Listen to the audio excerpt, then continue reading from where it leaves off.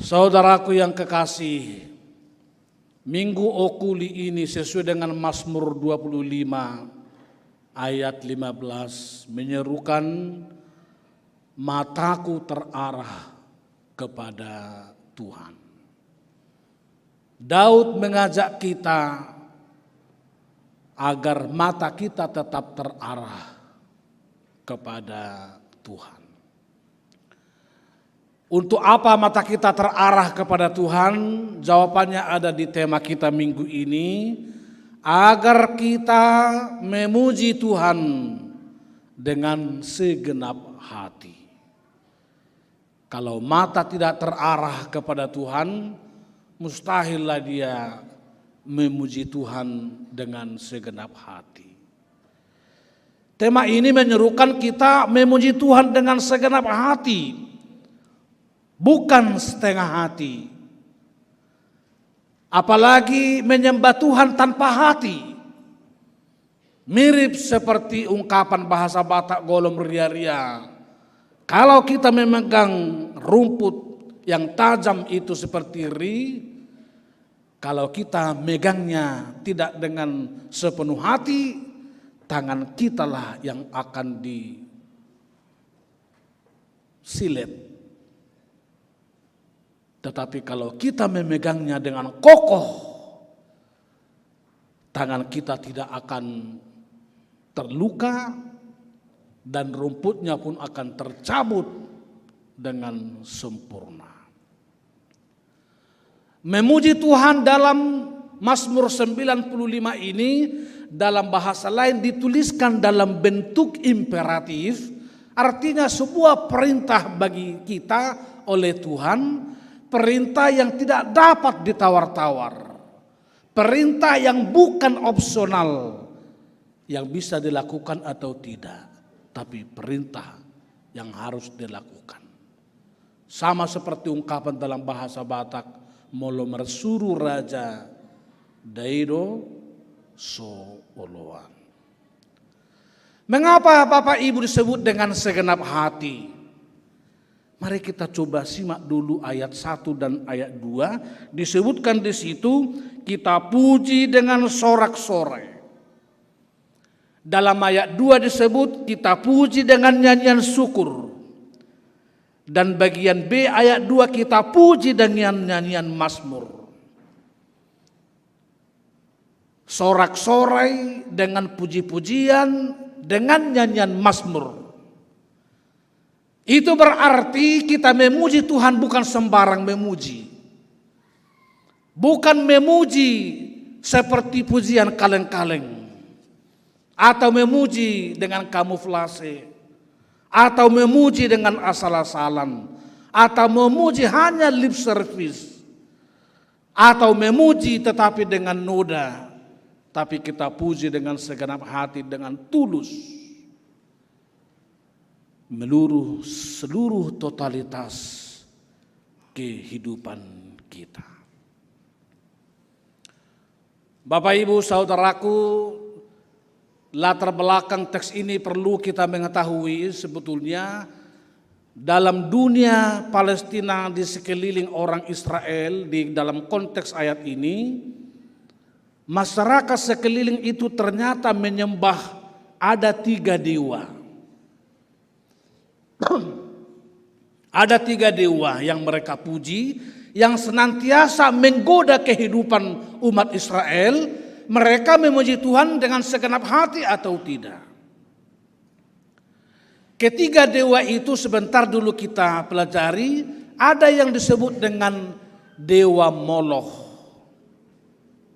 Itu dewa bawah tanah.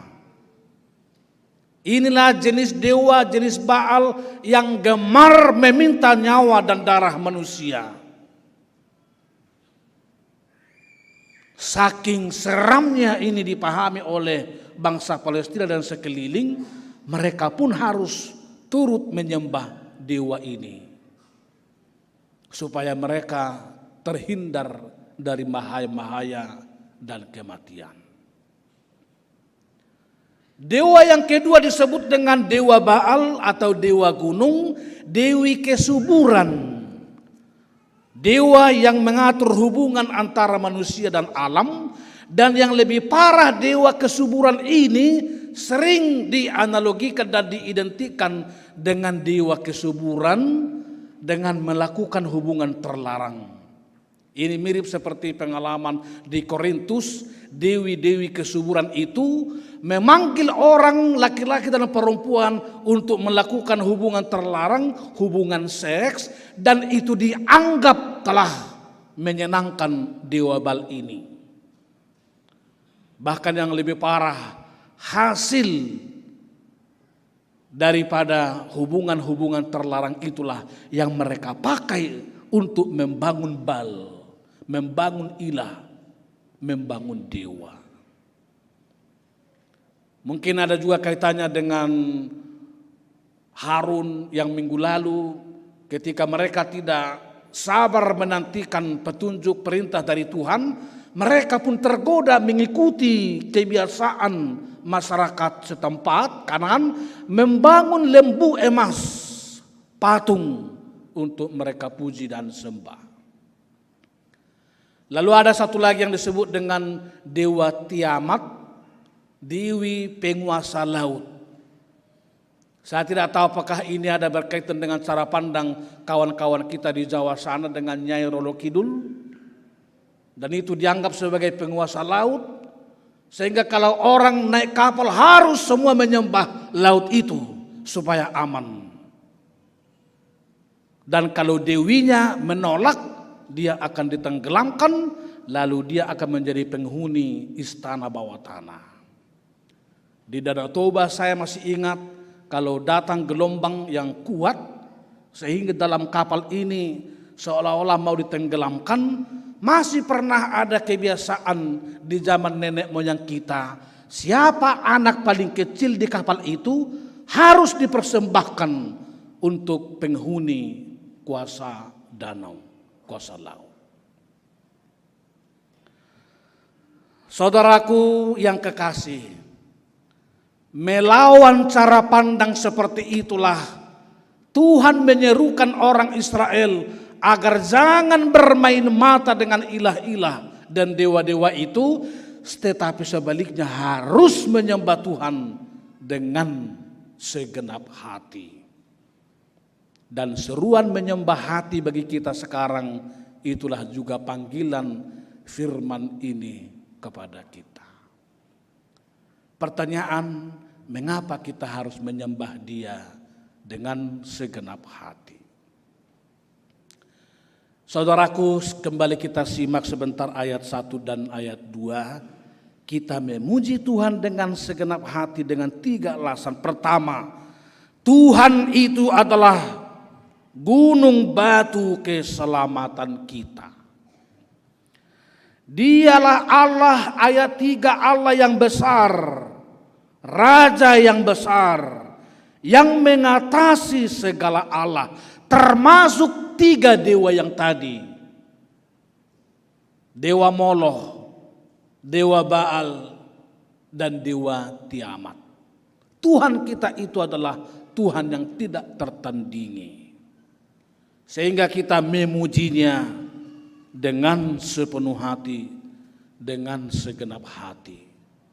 Dan karena itulah Tuhan kita yang kita puji dan sembah itu sering juga disebut atau dimaknai oleh orang beriman God of gods atau the Lord of Lord. Dialah Tuhan dari segala Tuhan, Allah dari segala Allah. Tidak ada Allah yang sanggup menandingi Dia dan kuasa manapun. Kedua, kita memuji Tuhan dengan segenap hati sebab Dialah pencipta dan pemilik kita. Kita coba simak ayat 5. Kepunyaannya laut, Dialah yang menjadikannya, dan darat tangannya lah yang membentuknya.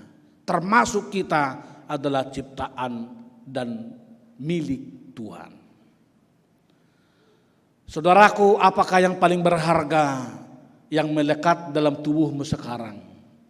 Apakah cincinmu ataukah kalungmu kita pakai itu karena kita rasa itu sangat berharga dan kita rawat dengan sebaik-baiknya.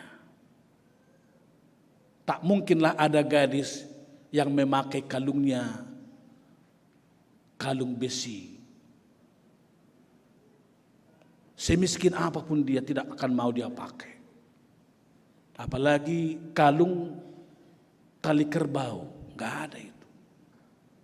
Pasti dia akan usahakan yang terbaik, yang paling mahal, yang paling indah. Karena itulah milik kita.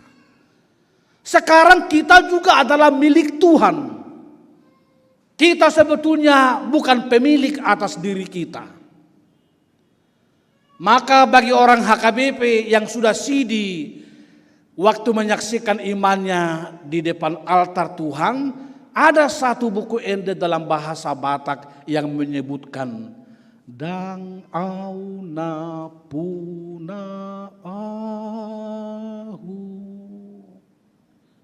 Kalau kita pemilik atas diri kita, boleh dong suka-suka kalau kita yang pemilik. Tapi jangan lupa, tubuh kita ini adalah milik Tuhan. Oleh karena itu kita mesti memakainya, mempersembahkannya sesuai dengan kehendak pemilik, yakni Tuhan yang telah mencipta dan memberkati kita. Lalu semua laut, semua darat, semua gunung adalah milik Tuhan. Tadi ada 3 dewi orang dari Palestina, dewi di bawah tanah, dewi di atas bumi, dan dewi di udara. Itu juga taat dan tunduk kepada Tuhan. Sehingga sia-sialah kalau kita memberikan sesajen ke Bukit Pusuk Buhit di Samosir yang sekarang lagi ngetren dan dianggap ingin kembali kepada kepercayaan yang tradisional. Sia-sialah kalau kita menaburkan bunga di laut sambil menyembah penghuni laut. Kecuali kalau kita misalnya pernah ada pengalaman berduka, tenggelam di laut lalu kita tabur bunga, kita berdoa kepada Tuhan. Meskipun dia mati dan jatuh di laut, tapi Tuhanlah yang menjaga dan memeliharanya. Ketiga, kita menyembah Tuhan dengan segenap hati karena ayat 7. Karena Tuhanlah pemelihara kita. Providentia Dei. Semiskin apapun hidup kita, selama apapun kita mungkin menganggur, sesulit apapun jalan yang kita akan lalui, atau sehebat apapun estimasi resesi ekonomi yang mungkin kita hadapi, seterjal apapun jalan yang kita daki, bahkan seterjal jalan engkau menyatakan cintamu kepada calon pacarmu, sebetulnya Tuhan memelihara kita. Kita adalah insan Tuhan yang sedang dipelihara oleh Allah kita. Mirip seperti seorang anak yang pernah diceritakan bermain-main di atas kapal yang sudah terancam badai dan sebentar lagi tenggelam. Lalu banyak orang heran melihat anak-anak ini yang dianalogikan ketika Yesus berlayar, lalu tiba-tiba datang angin sakal yang hebat menenggelamkan itu. Lalu semua murid-murid pada protes kepada Yesus, "Mengapa engkau guru bisa tenang padahal kita segera mau akan mati?" Lalu Yesus mengajarkan Bapa di surga memelihara. Lalu ini sering dianalogikan dengan cerita seorang anak. Lalu ketika anak itu bermain-main, orang bertanya, anak itu menjawab, "Saya tidak perlu takut kapal ini akan tenggelam. Sebab saya tahu ayah saya, tukang dari kapal ini, sudah pasti menghitung dengan detail. Sehebat apapun ombak gelombang yang akan menerpa, dia tidak akan jatuh. karena ayah sayalah tukang dari kapal ini. Saudaraku yang kekasih dalam nama Tuhan Yesus, bagaimana sikap keseharian hidup kita, implementasinya dalam hidup kita, bahwa kita sungguh-sungguh memuji Tuhan dengan segenap hati. Ada dua. Pertama ayat 6. Kita sujud berlutut menyembah Tuhan. Ayat 6 menyebutkan, masuklah, marilah kita sujud menyembah, berlutut di hadapan Tuhan yang menjadikan kita. Seseorang kalau dia sudah bersujud, apalagi berlutut, itu sebetulnya menggambarkan bahwa dia mau taat secara total kepada siapa dia bersujud. Dan seseorang kalau sudah bersujud, apalagi berlutut, itu menunjukkan bahwa dia datang dengan rendah hati. Maka para ibu-ibu, kalau anakmu pun mungkin pernah bersalah, mencuri dompetmu, atau membohongi engkau, lalu dia datang bersujud berlutut di hadapanmu, itu tanda sebetulnya bagi kita orang beriman, dia sudah mau merendahkan hatinya dan tidak mungkin lagi ditolak oleh orang tua yang mengasihinya.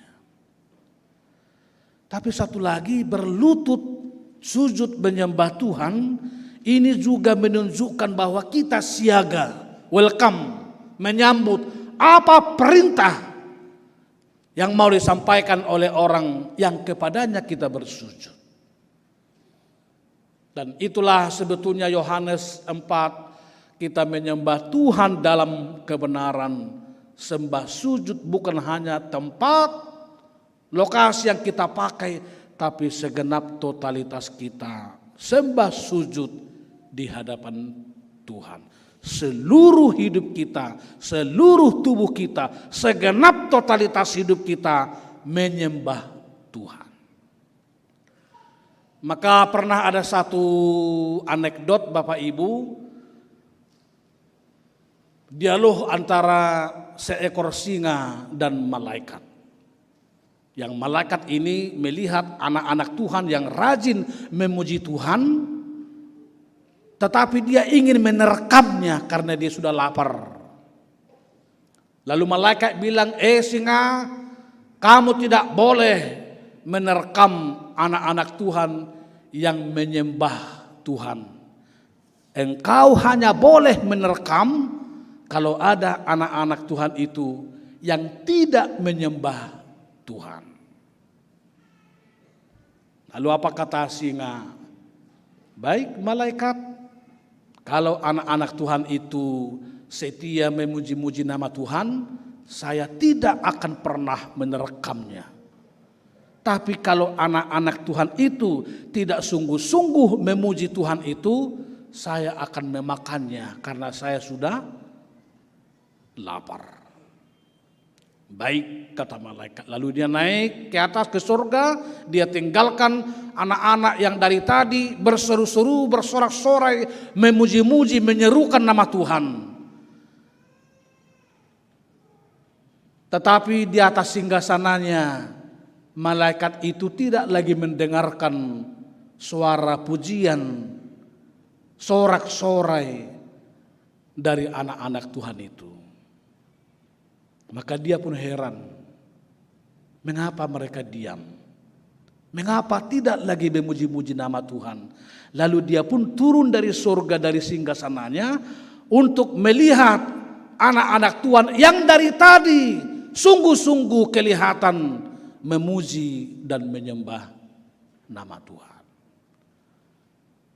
Apa yang terjadi saudaraku yang kekasih, dalam anekdot itu diberitakan bahwa malaikat itu hanya menemukan lidah yang bergerak-gerak. Tubuhnya yang lain sudah habis disantap oleh singa dunia itu. Maka dia marah kepada singa. Tadi kita berjanji kalau mereka memuji, kamu tidak boleh menerekamnya. Sekarang kamu curang, engkau telah menerekam anak-anak Tuhan yang memuji-muji nama Allah. Lalu apa kata singa? Bukan malaikat, saya tidak menerekam. Tapi saya menerekam mereka yang tidak memuji-muji Tuhan dengan sungguh. Sebab mereka hanya memuji Tuhan dengan lidahnya, tapi tangannya gemar mencuri, kakinya senang menerjang, kata-katanya senang melukai hati, mengumpat, berbohong, matanya ingin mencuri dan lain-lain. Mulutnya juga menyebarkan kebohongan. Oleh karena itulah lidahnya tidak saya makan. Tapi tubuhnya yang lain yang melakukan kecurangan itu saya makan. Firman Tuhan hari ini menyerukan kita memuji Tuhan dengan segenap hati. Bukan memuji Tuhan dengan lidah saja. Sehingga kita jadi ingat apa kata Tuhan Yesus dalam Matius 15 ayat 18. Dia berkata, bangsa ini memuliakan aku dengan bibirnya, tetapi hatinya jauh daripadaku.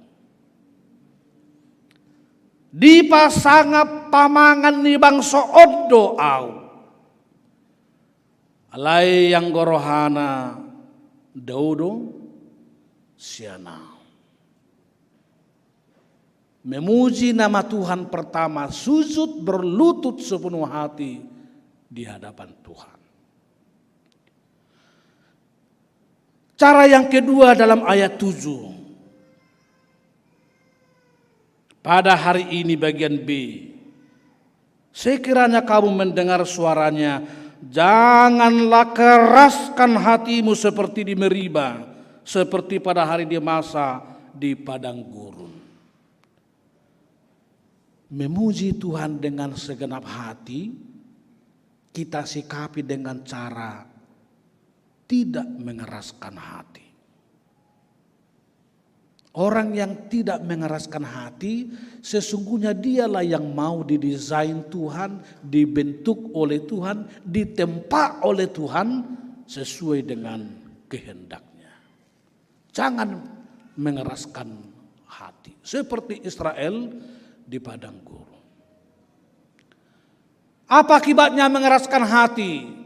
Sejarah menceritakan orang-orang Israel yang keluar dari perbudakan Mesir memasuki tanah Kanaan, tidak ada itu satupun yang bisa memasuki tanah Kanaan. Semua itu mati di tengah perjalanan. Mereka yang bisa masuk ke tanah Kanaan, tanah yang dijanjikan oleh Tuhan yang penuh dengan susu dan madu, ialah mereka yang lahir di perjalanan. Dan orang-orang yang datang dari Mesir sebelumnya tidak memiliki waktu. Bahkan Musa sendiri yang membawa umat itu keluar dari perbudakan Mesir hanya melihat dari kejauhan tanah perjanjian yang diberikan oleh Tuhan kepada mereka. Mengeraskan hati seperti orang Musa, seperti Israel itu tidak akan turut memasuki tanah yang telah dijanjikan oleh Tuhan. Oleh karena itu Bapak Ibu yang hadir dalam rumah Tuhan ini maupun yang live streaming, kita puji nama Tuhan dengan segenap hati, dengan tidak mengeraskan hati, mengeraskan jiwa, mengeraskan pikiran. Kalau para dokter atau suster gampang memahaminya. Kalau dia lihat pasien yang akan diobati tegang sebelum disuntik, gak mungkin dia akan memaksa suntik itu masuk. Nanti suntiknya yang patah.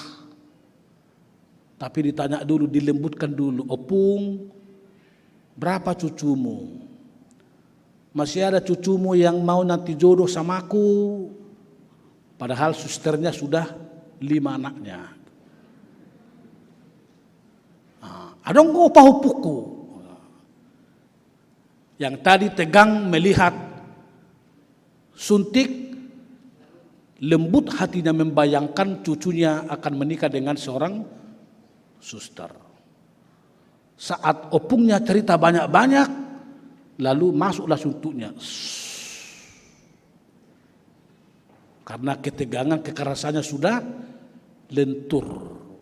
Obatnya pun masuk bekerja dalam tubuh opung yang kurang sehat itu semakin sehat.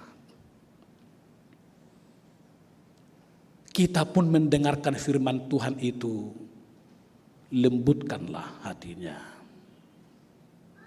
Jauhkanlah kekerasan dalam hatimu.